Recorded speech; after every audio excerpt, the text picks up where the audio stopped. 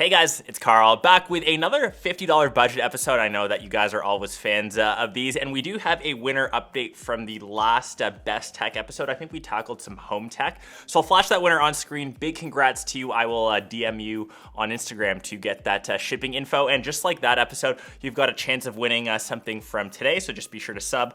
Just be sure to leave one comment below with your IG handle. I'll only correspond with you through social media because YouTube is still dealing with some spam issues. It seems like they can just never seem to figure that out. So just be wary. I will never ask for money for shipping info. If I'm on Telegram, that is not me. Do not follow that person. Let's get to our first $50 budget item. Mechanical keyboard game. It's really tough to find something in and around that $50 mark. If you're getting into the space, Keychron is pretty much your only option. So I know that they have multiple different variants. So the K2, the K3. I think the cheapest one is right under that $50 mark, the K3, I believe. Mechanical keyboards are nice. They've got this nice tactile feedback. They sound nice and clicky. One of the big reasons why I like this one, it has an orange escape button, and that's the reason why I will plug it on these episodes so much. They're nice and handy. They're better than what Apple typically offers. So on my Mac Studio, as an example, this is the keyboard combo that I'm rocking, and it's under 50 bucks. Win-win. Next up, we've got a shitload of stuff from Belkin, so a big shout outs to them for sponsoring this episode. They have so much nice little gadgets, nice little accessories under that $50 mark. So of course, traveling a ton. These little power adapters are clutch, as we've now kind of made the switch to USB-C. I think that's pretty much synonymous with most devices. Getting rid of my older USB-A ones. So these of course have the two different options, 18 watt as well as a faster charging speed of 50 to 60 depending on your device. So typically I have my iPhone powered by the first one, as iPhones still have the slowest charging speeds across any phone. And if I have a Android device or even my camera, that's what I use for the second USB slot on the bottom. The second charging option, more so for your Apple Watch. This would live on your desk or your nightstand beside you, since that's when you typically charge your Apple Watch. Once again, from Belkin, it just nicely places your Apple Watch and it doesn't move around anywhere. It has this cool little function on the back depending on the size of your Apple Watch. So as an example, I'm rocking the Ultra. You can see here the different size options, so 42 to 45. If you have a smaller watch face, you can actually turn this dial, and that lowers the charging plate to keep it a bit more seamless. But since I do have the Ultra, I will switch it back, and you can see how this platform is nice and raised. You can actually place this little charging port up so your watch can charge like so. And even though the Apple Watch Ultra is a 49mm watch face, it still fits into the 45 profile. And because this little platform rises, that just gives the Apple Watch enough space to charge in an upright orientation. Or if you want, you can always just flip it down for it to charge. So nice and handy. I know that the standalone ones that come with Apple, they kind of slide all over your desk or your nightstand. This will just help keep your Apple Watch in one place, and it's just nicer looking than the one that comes inside of the box. And of course, just like most Belkin stuff, USB-C on the back, so nice and modern. Speaking of USB-C, I know that most cables provide, actually all of them are the same charging speeds, but if you actually want faster data transfer, you have to upgrade to, of course, Thunderbolt 4. So say, for example, I'm trying to transfer stuff from my MacBook Pro to an SSD. The bottleneck there will be the USB-C cable, or the standard one. If you're using Thunderbolt 4, you can get the proper read and write speeds of said SSD. So as an example, this one from Lexar, it's around 2000 megabits, both read and write. Using this cable will just make those transfer speeds a lot faster. So just don't bottleneck yourself. If you're spending the money for a good piece of tech or a good hard drive, and you just want proper transfer speeds, you gotta use a good cable. Next off from Belkin, under that $50 mark or around there, I know that they've got some sales going on. This is a portable power bank, 10,000 milliamps, and why I really like this one over others, it's got the cables connected to them, so you never need to carry around extra ones. So it has one for Lightning, so most of your iOS devices, iPhones, and the other for USB-C.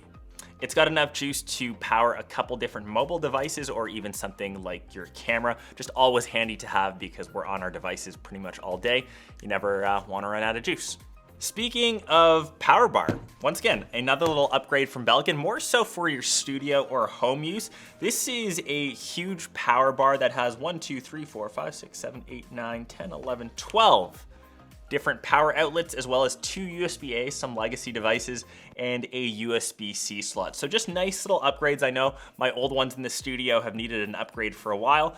They've got surge protectors built in, so nice and handy for your devices since they keep them safe. We've had some pretty violent storms in Toronto lately with some crazy thunder and lightning. So just that peace of mind for keeping your electronics. You can see here in the studio, I've got thousands and thousands of dollars worth of tech, just keeping them protected when they're plugged in. Always good to know. So the next piece from Belkin, once again, super handy under that $50 mark, because we have that new continuity camera feature in Mac OS where you can use your iPhone as an existing camera on your actual MacBook here. And this little rubber clip now just rests on the lip of your MacBook so it won't damage it. You can use the cameras from your iPhone for things like FaceTime, and you can actually just position this on different parts of your MacBook wherever you see fit. So just nice on the center, and from there you can just tilt your MacBook screen to get a proper view. So nice and dope. And since it is MagSafe based, you can technically rotate your iPhone into any different orientation.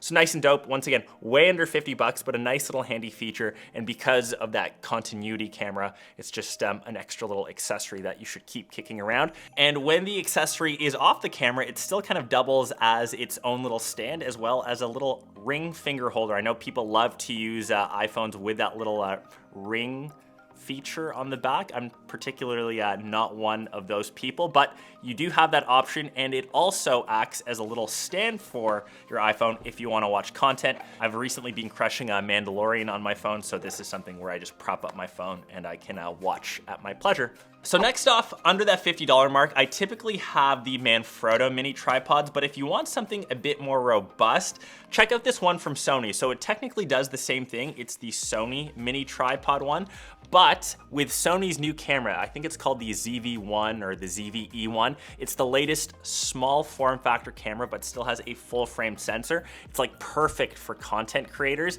Having a little selfie stick like this where you can actually choose to control things like start recording, you can actively zoom with this, take a photo. I did see these on sale on Prime Day. They're still slightly more expensive, but if you can snag one on sale, it's around that $50-ish price mark. Don't burn me too much. It's just something handy, better than the $25, $30 ones that I typically feature. So near the end, last but not least, gaming and fun related. I'll save my Lego thing in a second, but Metroid Prime Remastered, probably one of the best remastered games on any Nintendo console. The frame rates are nice and smooth. You're getting over 60. If you're a fan of Samus, if you're a fan of the Metroid series, which I know Nick is. Greatest game of all time. It's a bold statement. Greatest game of all time.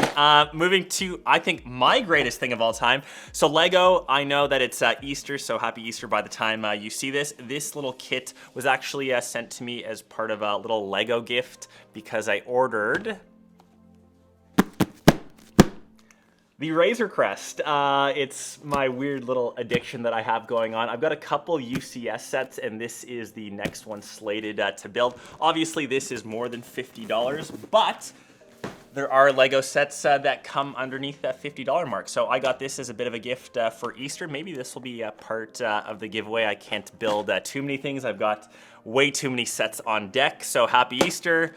Shout outs to Lego, and that will go here. Last but not least, as it's not only Easter, it is golf season. The Masters should be on by the time you're watching this, so I just included some Nitro balls that I literally just picked up on Amazon. Under $50. I am not spending money on expensive balls because I shank mine all the time.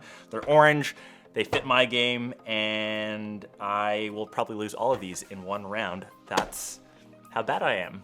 So I hope you guys enjoyed this $50 tech budget episode. All this stuff will be listed down below. Make sure you leave that comment. Make sure you're following me. Make sure you're subbed. You probably are if you're watching this. And follow me over on IG, Twitter, one of my verified social media sites, and I will announce the winners in my next Best Tech episode. We'll catch you guys then. Peace.